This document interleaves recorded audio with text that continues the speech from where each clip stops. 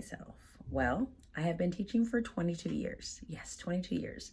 11 years at the elementary level, and the second 11 years at the middle school level.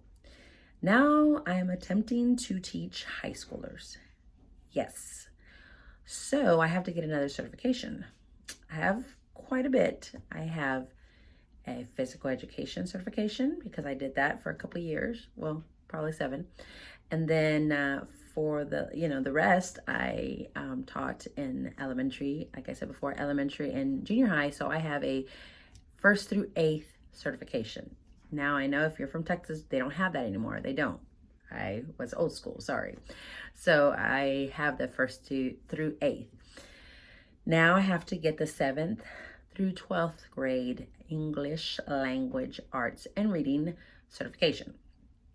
And it looks pretty challenging. Am I a test taker? Absolutely not. I'm not a test taker, and I have to prepare myself several times and several months because I do not want to pay $120, because that's how much we pay here in Texas, $120 and not pass the test. So I want to make sure I am very prepared. So I just thought I would record myself and maybe somebody can benefit from this video. And plus, it will kind of give me accountability to make sure I am studying, okay? All right, here we go. Describe ways that culture can affect how an individual communicates.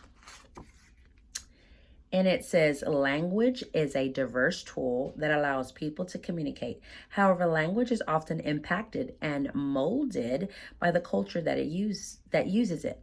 This can make it difficult to learn and use a new language, since not all native speakers of the language will use it or interpret it the same way. For example, English is spoken all over America, but Americans in various regions of the country speak using different dialects. That is true.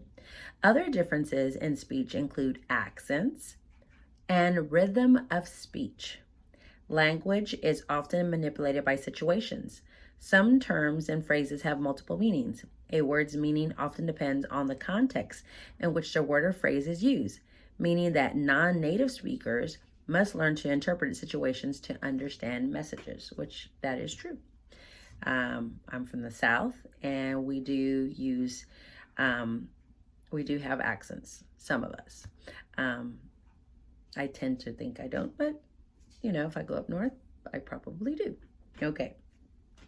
Oh, also, I'm not going to tell you what the flashcard or the maker of the flashcards is, because it's probably copyrighted and I don't want to get in trouble. So just letting you know.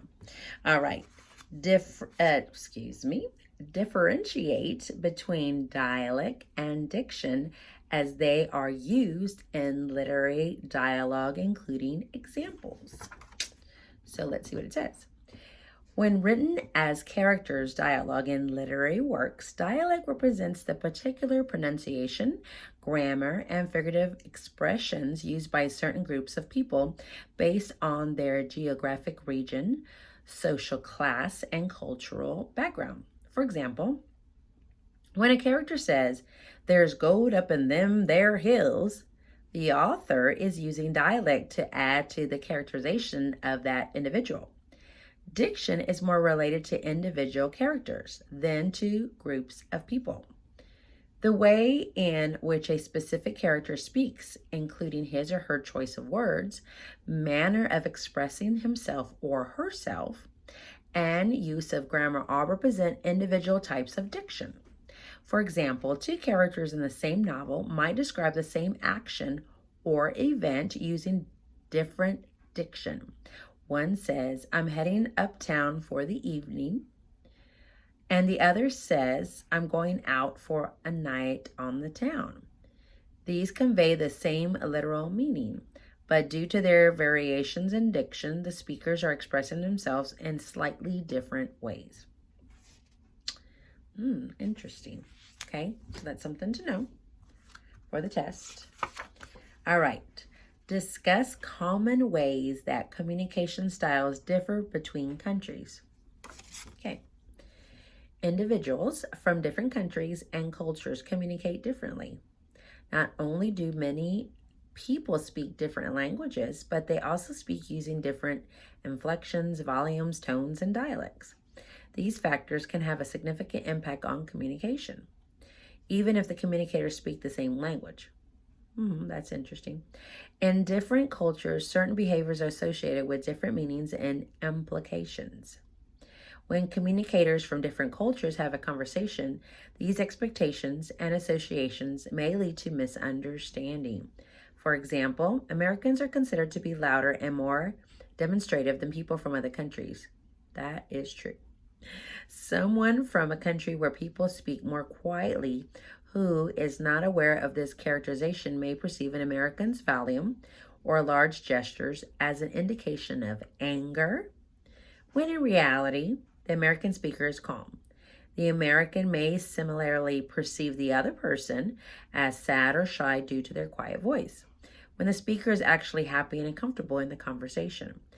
Awareness of these factors and effects promotes respect for others and helps speakers understand the reasons for differences in communication, rather than allowing these differences to create division or conflict. And that is true. Some of your Spanish-speaking countries, the students don't really look at you in the eye, and because that would be rude for them. So I agree. Americans are louder, and we're not shy. Well, some of us. All right. The next question: discuss the proper use of dialect in writing. Dialect is most appropriate for informal or creative writing. Using dialectal, there you go. Writing when communicating casually or informally, such as in a text message or a quick email to a peer, is acceptable. However, in academic and professional contexts, writing using indications of dialect is inappropriate and often unacceptable. If the audience includes individuals who have a higher rank than the author or authority over the author, it is best not to write in a way that suggests a dialect. And it's like if we tell our students, whenever you're writing to the superintendent or you're writing a letter to the principal, you're not going to say, "Yo, principal, what's up? I don't like the way this is happening, man."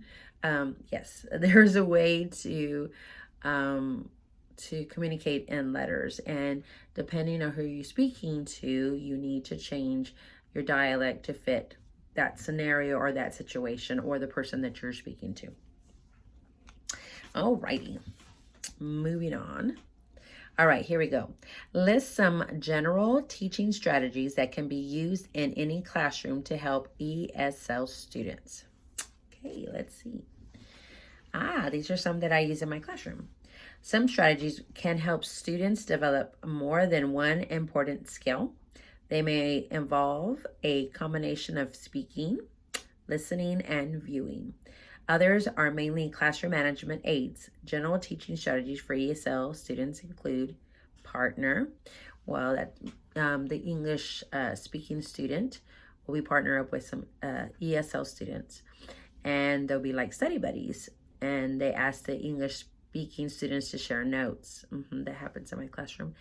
And we encourage ESL students to ask questions whenever they don't understand something. They should be aware that they don't have to be able to interpret every word of text to understand the concept.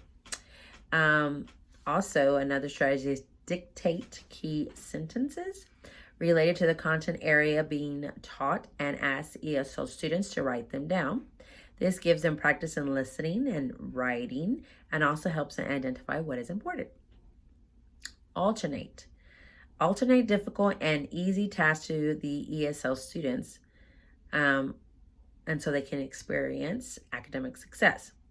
And it also says to ask ESL students to label objects associated with content areas such as maps, diagrams, parts of a leaf, or parts of a sentence.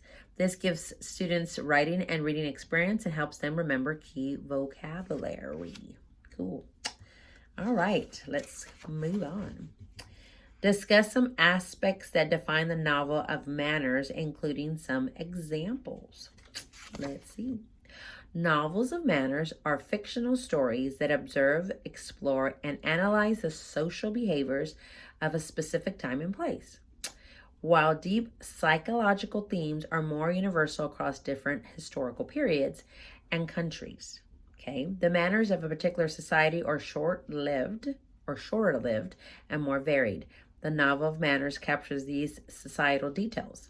Novels of manners can also be regarded as symbolically representing in artistic form certain established and secure social orders. Okay, characteristics of novels of manners include descriptions of society with defined behavior codes, language that uses standardized impersonal formulas, and inhibition of emotional expression, as contrasted with the strong emotions expressed in romantic or sentimental novels.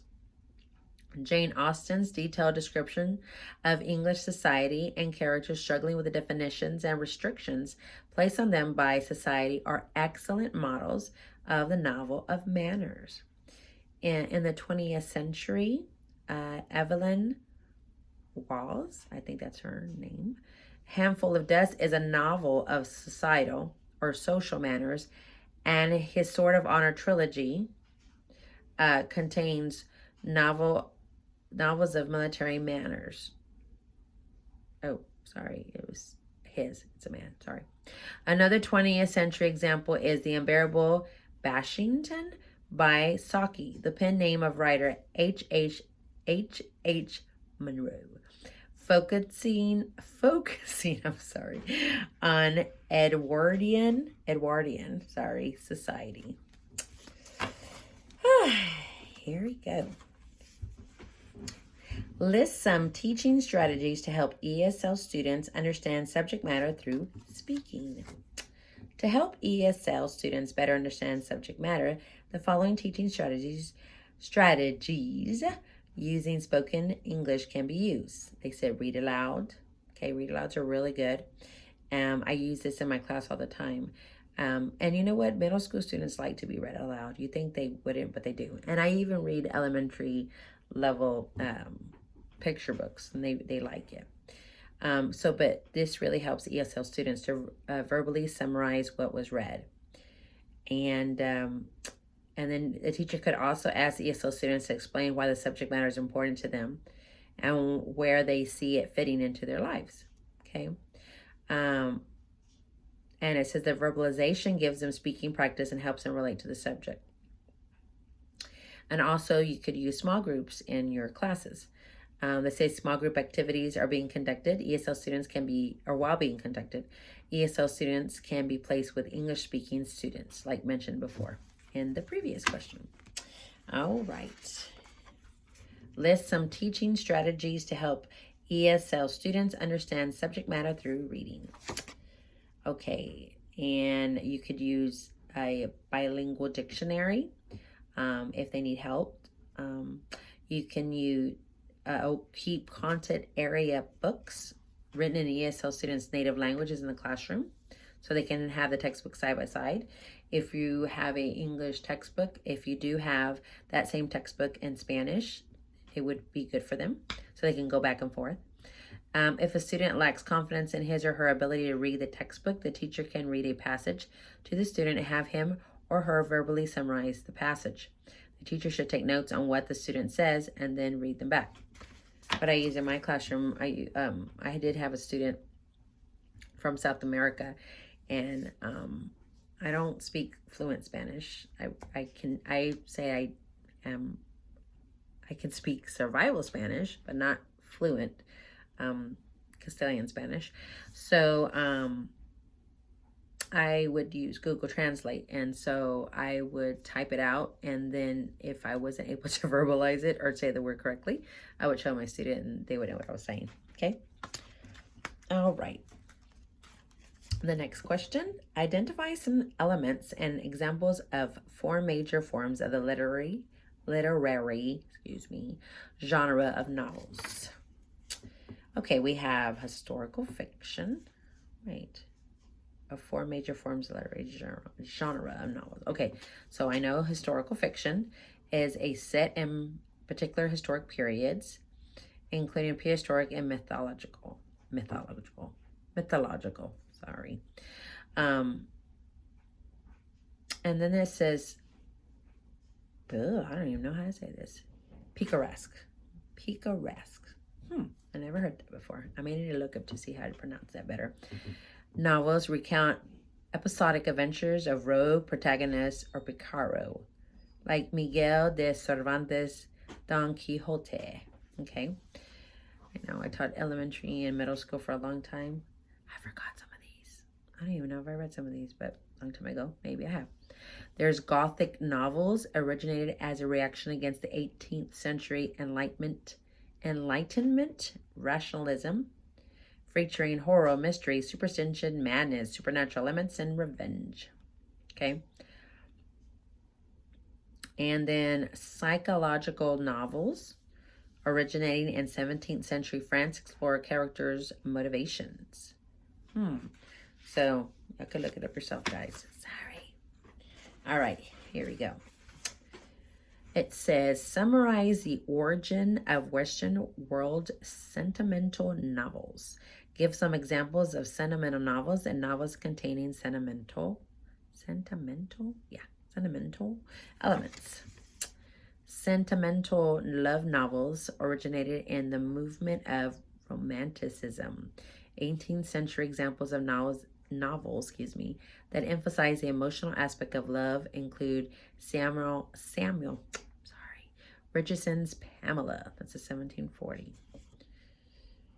Sorry guys, I had 8 hours of teaching and now I'm tired. So, but I still need to study. All right. Let's do just a few more, okay? And if you have any, like if you've taken the ELR 7 through 12, or you're studying it for yourself, I guess that makes sense. Let me know what you use. I need help, okay? And I would like to do more videos, and then I think it would help everybody or myself. And it would be cool that I could pass in a few months. And because like I said, I'm going to be studying for a while because there's a stack of note cards. And like I said, I have been teaching elementary for 11 years, middle school for 11 years, and I don't remember a lot of these novels. You know, like that saying goes, you don't use it, you lose it, and I lost it. So, yes. So if you know some of this stuff and you think, hey, I already took the test, you should kind of brush up on this, let me know. That'd be awesome. All right. Explain the importance of using special teaching strategies to promote listening skills of ESL students. Discuss topic choice and manner of speaking in particular. Okay, so it says listening. It's a critical skill when learning a new language. Students spend a great deal more time listening than they do speaking, and that is true. And then also, one way to encourage ESL students to listen is to talk about topics they're interested in. That would be good. Also, another way to encourage ESL students to listen is to talk about content-grade examples that are easy to understand or related to a topic that is familiar to ESL students.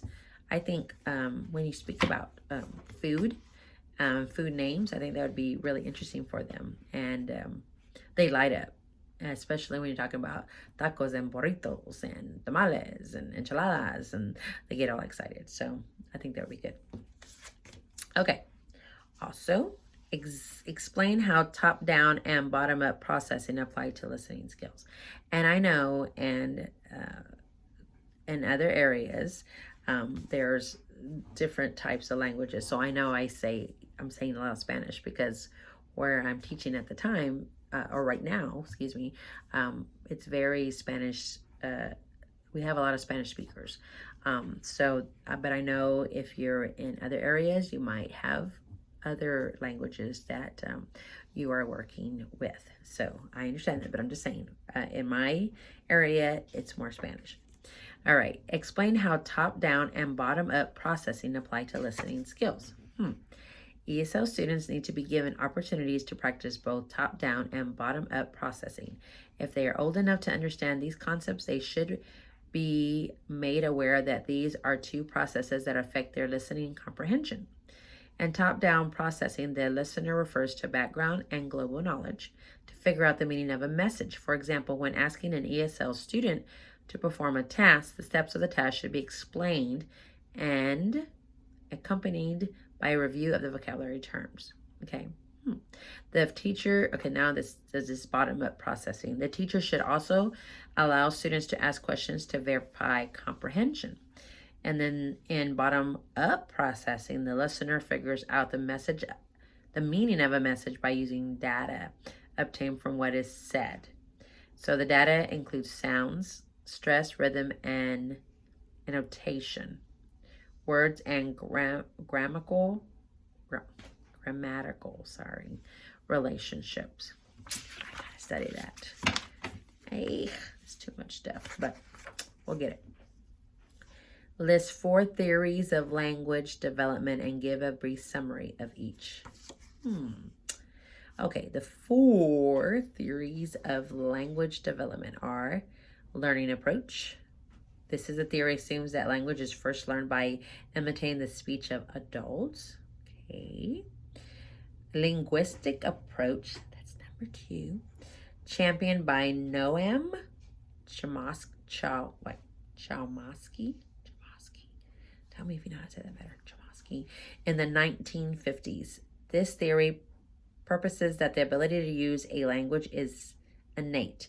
This is a biological approach rather than one based on cognition or social patterning. The third one is cognitive approach, developed in the 1970s and based on the work of Piaget. This theory states that children must develop appropriate cognitive skills before they can acquire language. And the 4th is social cognitive approach. Okay. In the 1970s, some researchers proposed that language development is a complex interaction of linguistic, social, and cognitive influences.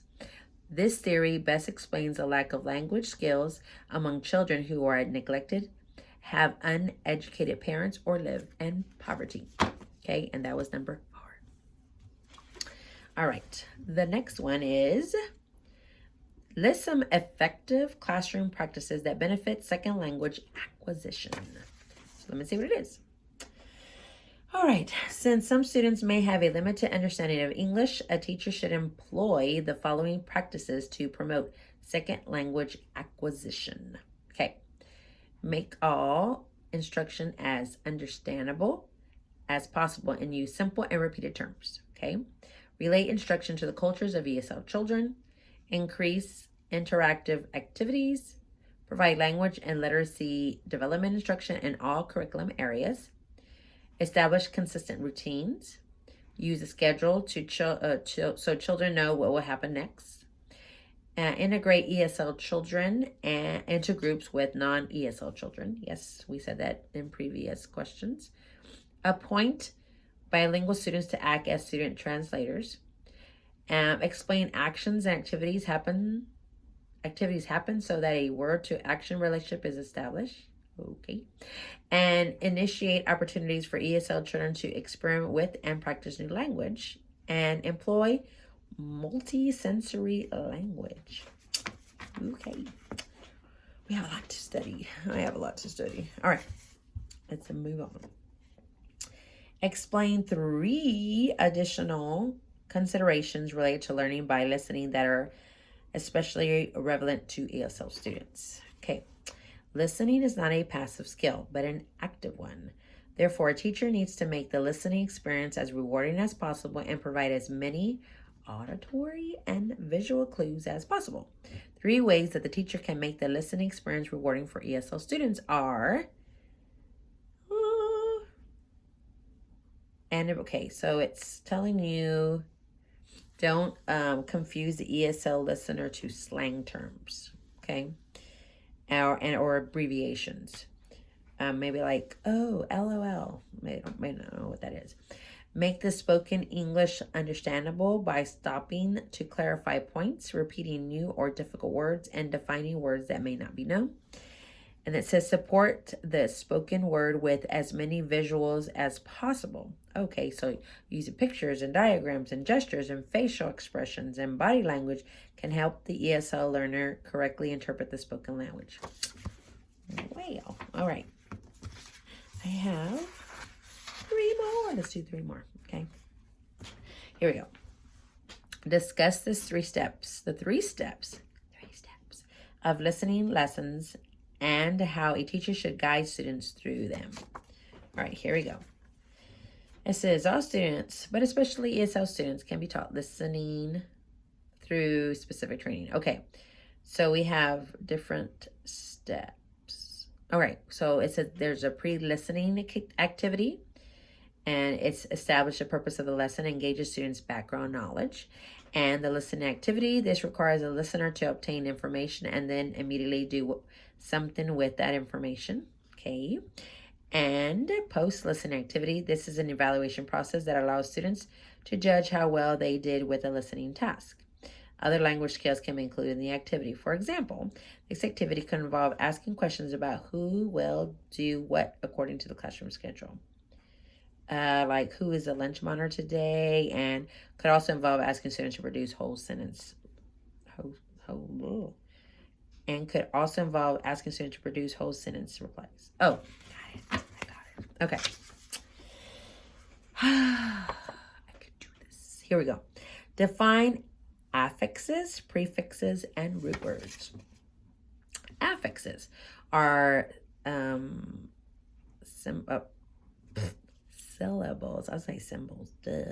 Syllables attached to the beginning or end of a word to make a inflectional form of a word. Both prefixes and suffixes are affixes. Okay, affixes is the umbrella, and you have prefixes and suffixes. So what is prefix? Okay, the prefix could be like pre and re, and that goes in the beginning of the word. And then you have your suffixes, which is your ing and your ed. So, and then you have inside the root word, and it's the base word, okay?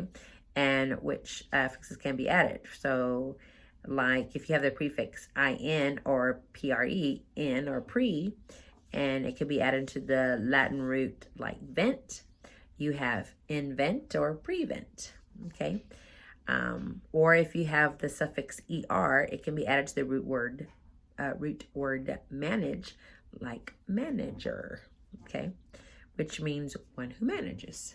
Okay, guys, I use a lot of this stuff in my classroom, but I guess I'm so used to doing it that I don't even know the term.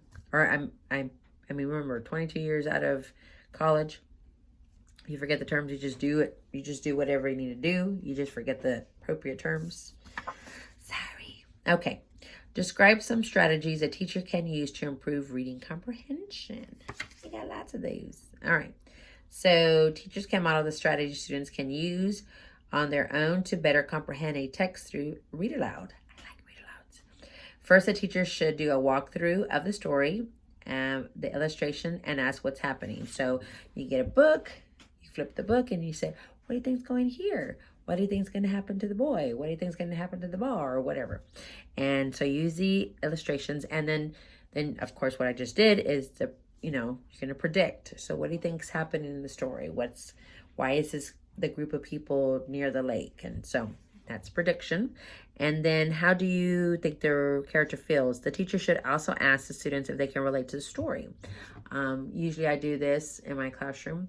And a lot of times I do get responses like, I remember when we went to the lake. I remember when we went to the basketball game. And another strategy is to help the student to retell. So kids are really good about retelling orally. I do have kids that have different learning disabilities that may have a hard time writing out a summary, but orally they can tell me. Okay. All right, guys. So it's been like 30 minutes. So I think I am pooped mentally. I am mentally pooped. But I have a goal to pass this test. Why do I want another certification? Well, again, I want to teach high school, and in order for me to teach high school, I have to get certification in 7th through 12th grade. So I can do this. We can do this. All right. Bye, guys.